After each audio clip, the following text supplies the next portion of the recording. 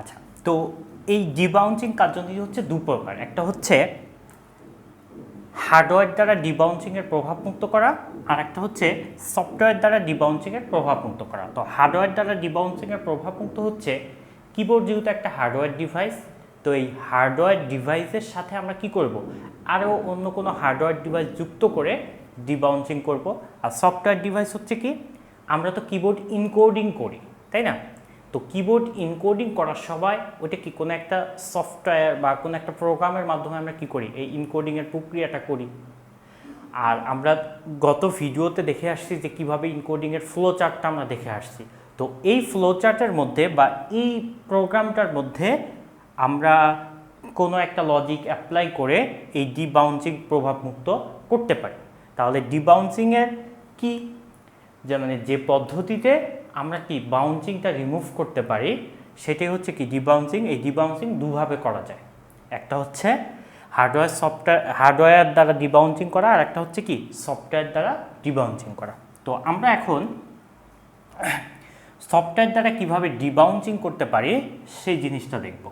সেটা হচ্ছে সফটওয়্যারে আসলে কি হার্ডওয়্যার দ্বারা আমরা কিভাবে ডিবাউন্সিং করতে পারি সেটা দেখব। তো হার্ডওয়্যার দ্বারা কিভাবে ডিবাউন্সিং হয়, তো হার্ডওয়্যার কিবোর্ডেও একটা বাটন যখন আমরা প্রেস করি তখন কি হয়, ওই দুটা দণ্ড বা পাত হাই লো একসাথে হওয়ার চেষ্টা করে, তাই না?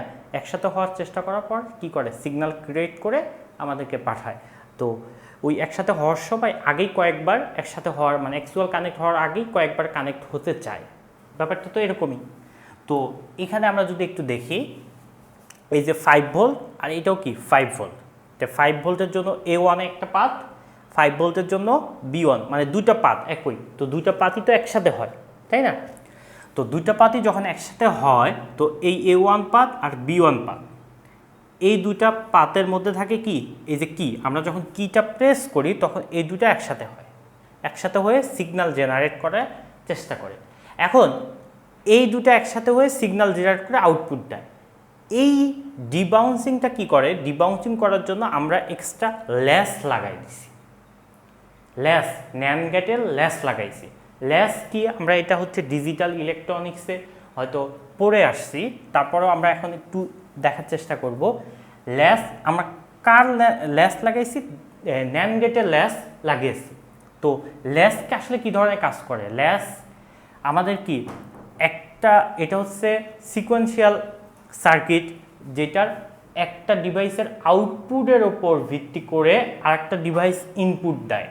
মানে একটা ডিভাইসের আউটপুটের উপর ভিত্তি করে একটা ইনপুট লাইন আসে আর একটা ইনপুট লাইন আমাদের নর্মালে আসে, এই দুটা ইনপুটের লাইনের উপর ভিত্তি করে আমাদের কি আর একটা আউটপুট দেয়। তো এখানে দেখা যাচ্ছে এটা কি A1, এটা B1, এই দুটা হচ্ছে আমাদের কি ওই যে পাথ বা দ্বন্দ্ব দুটা, এই দুটাকে আমরা কিবোর্ডের মাধ্যমে একসাথে করি। এখন একটা ভোল্টেজ সে G1 একটা ল্যাস, G2 একটা ল্যাস, ন্যান্ড গেটের ল্যাস, এই G2 এইটা হচ্ছে কি একটা এই 5 ভোল্ট থেকে গেছে একটা এই 5 ভোল্ট। এখন এই G1 এর যে আউটপুট আসবে সেইটা আমাদের কি G2 এর একটা ইনপুট, আবার G2 যে একটা আউটপুট সেটা কি A1 এর একটা G1 এর একটা ইনপুট। তাহলে একটা আউটপুটের ওপর আর একটা ডিপেন্ডেন্ট, বা একটা ন্যান্ড গেটের ল্যাস, মানে একটা ন্যান্ড গেট আর একটা ন্যান্ড গেটের ওপর এটা কি ডিপেন্ডেন্ট। তো এটাই হচ্ছে আমাদের কি ল্যাস। তো এইটার মাধ্যমে আমরা কিভাবে ডিবাউন্সিং করতে পারি, তো এইটা একটু দেখি। তো আমরা নর্মালি ধরি এই ল্যাসটা ছিল না, তখন কি হতো, আমরা A1 আর B1 দুইটা একসাথে হতো খুব অল্প সময়ের জন্য। তাহলে দুইটা একসাথে হলেই কি এটা 0 এটা 0, দুইটা একসাথে হলে কি 1 হয়ে যাচ্ছে, সিগন্যাল জেনারেট হচ্ছে, খুব অল্প সময়ের জন্য হলেও হবে। কিন্তু যখন আমাদের ল্যাস আছে তখন হচ্ছে কি এখান থেকে একটা সিগন্যাল যাচ্ছে, তার মানে এটা ভোল্টেজ 1 যাচ্ছে, এখান থেকেও কি একটা 1 যাচ্ছে। এখন এই দুইটাকে যখন আমরা একসাথে করি তখন কি হয়, তখন এইটাতে প্রথম অবস্থায় আমরা এইটা কথা চিন্তা করি, O2-তে কি আছে, O2-তে প্রথম অবস্থায় কি আছে, 0 আছে অবশ্যই, কারণ কোনো কিছু নাই, 0 আছে। তাহলে 1 আর 0 ন্যান্ড করলে কি পাবো, ন্যান্ড গেট করলে 0ই পাবো। 1 আর 0 ন্যান্ড গেট করে কি পাচ্ছি, 0 পাচ্ছি। আচ্ছা, তাহলে 1 আর 0 ন্যান্ড গেট করে যখন আমরা 0 পাচ্ছি, আচ্ছা এই 0টাই আমাদের কি আসতেছে, এই G2 তে ইনপুট হিসাবে আসতেছে। তাহলে এখানে কি 0 আর 1 কি হচ্ছে, 0 আর 1 ন্যান্ড গেট করে 0 পাচ্ছি।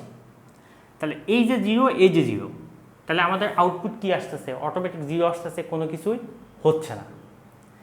আচ্ছা, এখন এটা যখন কাজ করবে সুইচ অনুযায়ী, তখন আমাদের এই ন্যান্ড গেটের মাধ্যমে এই সিগন্যালটা ক্রিয়েট হওয়ার জন্য A1 আর B1 1 হবে।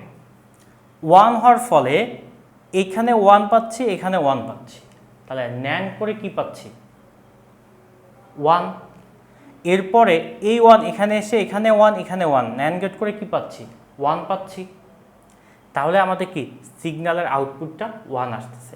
তাহলে যেহেতু একটা সিগন্যালের আউটপুট আরেকটার উপর ডিপেন্ডেন্ট, এই ল্যাসের মাধ্যমে, এই ল্যাসের আমরা এই সিস্টেমটা ফলো করে বা এক্সট্রা ল্যাস লাগিয়ে আমরা হার্ডওয়্যারের ডিবাউন্সিং বা বাউন্সিং যে প্রবলেমটা ছিল সেটা সলভ করতে পারি। সেটা সলভ করার জন্য আমাদের কি এই হার্ডওয়্যার ল্যাস ব্যবহার করতেছি। আর এই যে প্রক্রিয়ায় আমরা এই হার্ডওয়্যারের প্রবলেমটা সলভ করতে পারতেছি, এটাই হচ্ছে কি ডিবাউন্সিং। তাহলে আশা করি ডিবাউন্সিংটা কি এটা আপনারা বুঝতে পারছেন এবং হার্ডওয়্যার ডিবাউন্সিং কিভাবে সলভ করা হয় এটাও বুঝতে পারছেন। ধন্যবাদ সবাইকে।